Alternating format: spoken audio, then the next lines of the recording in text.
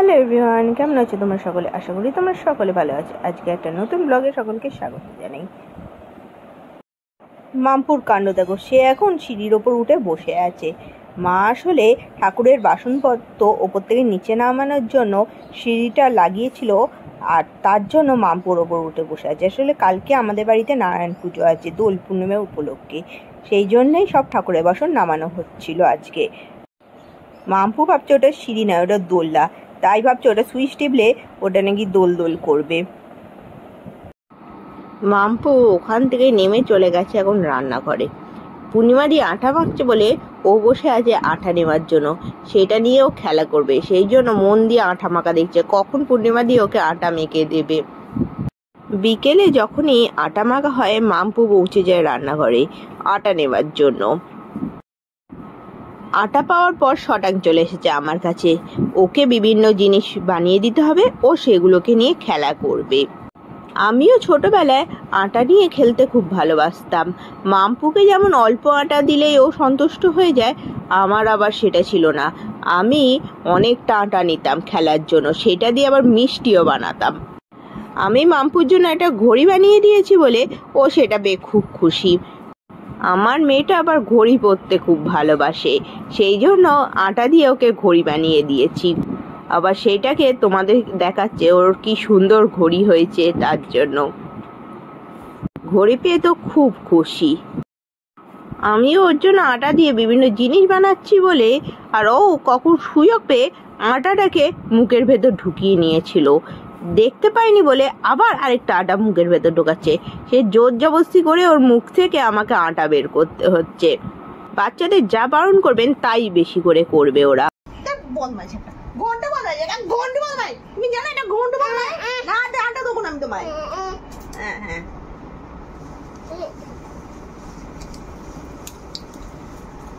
চলো গোপ করে দিই তোমায়। দেখি দাও গো বলছে মাম্মার।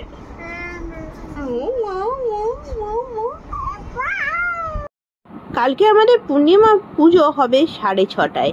ঠাকুরমশাই বলেছেন 6:30টার মধ্যে উনি চলে আসবেন, তাই জন্য বাবা আজকেই পূর্ণিমার সব বাজার ফাজার করে রাখছে, যাতে সকালবেলা কোনো অসুবিধা না হয়। এখন বাজে বিকেল 6:30। আমি মামপুকে নিয়ে চললাম রং কেনার জন্য। কালকে তো হোলি, সেই জন্য মামপুর হোলি কেনার জন্য কিছু রং কিনতে গেলাম সামনের দোকানে। সামনের দোকানে প্রচুর রং বিক্রি হচ্ছে। গিয়ে দেখলাম প্রচুর আবির বিক্রি হচ্ছে বিভিন্ন কালারে, আর কালারগুলো দেখতেও খুব সুন্দর লাগছে। কোনটা ছেড়ে কোনটা কিনবো বুঝতে পারছিলাম না। শেষমেশ বললাম ওনাকে হার্বাল কালার আছে, উনি বললেন হ্যাঁ আছে। তো আমি হার্বাল কালারই কিনেছিলাম। আর প্রচুর খুদে সেখানে ভিড় দেখলাম। মামপু তো রং কিনতে এসে দাদানকে দেখতে পেয়ে দাদানের কাছে চলে গেছে। ও দাদানের সঙ্গে বসে বসে গল্প করছিল, আমি ততক্ষণে রং কিনে নিয়েছি। আমার সব রং কেনা, ফিচকিরি কেনা সব কিছু হয়ে গেছে। এবার চলো বাড়ির দিকে যাব, সেই জন্য মামপুকে নিতে এসেছি। বাড়িতে গিয়ে তোমাদেরকে দেখাচ্ছি মামপুর জন্য কি কি কিনলাম আজকে। এখন সামনে গান চলছে বলে মামপু তো সেইটা শুনে নাচতে ব্যস্ত। এটা হলো ফিচকিরি। এটা কে দিয়েছে? মামা। মামা বলে দাও, এটা বলো মামা দিয়েছে। মামা বলে বিজয় মামা দিয়েছে। হ্যাঁ ফিচকিরি। এটা কি? বেলুন। কাল বেলুন বানাবে তো তুমি? হ্যাঁ, জল ভরে বেলুন খেলাবো আমরা। আর হার্বাল আবির এনেছি, এই যে হার্বাল আবির, দুটো হার্বাল আবির এনেছি। হ্যাঁ হ্যাঁ হ্যাঁ, এগুলো আমাদের মামার তো, এগুলো মামার তো। হ্যাঁ হ্যাঁ, বেলুন আজকে না, কালকে আমরা হোলি খেলবো যখন, কালকে আমরা ফোলাবো। একটা বেলুন ফুলিয়ে দাও। না না, এখন ফুলতে হবে, এগুলো ফাটিয়ে। ওই দেখ, হাঁ করে দেখাচ্ছে, ফুলিয়ে দিতে হবে। দাঁড়াও, ফুলিয়ে দিচ্ছি মামা।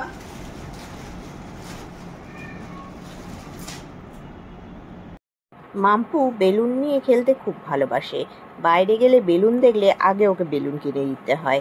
এখন তো আমাকে দিয়ে বেলুন ফোলাচ্ছে, কিন্তু বেলুনটার আয়ু কতক্ষণ সেটা আমি জানি না। ওটা 2-3 মিনিট টিকবে কিনা সেটা নিয়েও আমার সন্দেহ আছে। বেলুনটা ফুলিয়ে দেওয়াতে সে আবার অ্যাক্টিং করে দেখাচ্ছে আমি কিভাবে বেলুনটা ফুলিয়েছি। প্রচুর পাকা হয়েছে মেছানা। এই গেল। কি হলো এটা? ফাটালে কেন? হ্যাঁ তুমি যা, আমি কালকে প্রচুর ফুলিয়ে দেবো।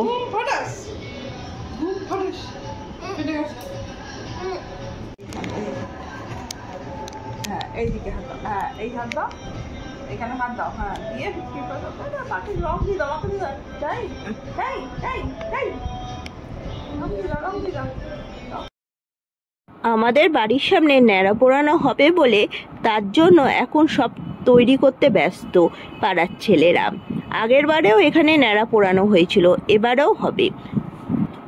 ঘড়িতে এখন 8টা বেজে গেছে, আর এদের এখনো কিছু রেডি হয়নি। কখন পুজোয় বসবে আর কখন ন্যাড়া পোড়ানো হবে। মনে হয় ন্যাড়া পোড়াতে পোড়াতে রাত 11টা বেজে যাবে। বাবা অফিস থেকে বাড়ি ফিরেছে বলে এখন দৌড়াচ্ছে বাবার কাছে। কি বাইরে যাবে? বাইরে যাবে? বাইরে যাবে? কি করতে যাবে? কি করবে? গাড়ি চালাবে? গাড়ি চালাবে? হ্যাঁ, শুধু গাড়ি। চাবিটা ওখানে আছে। কোথায় আছে চাবিটা? বের করেই না। ঘুরে আসা হয়েছে? কি করলে বলো তো? গাড়ি চালিয়েছো তুমি? চলো খেতে বসো। চাবি।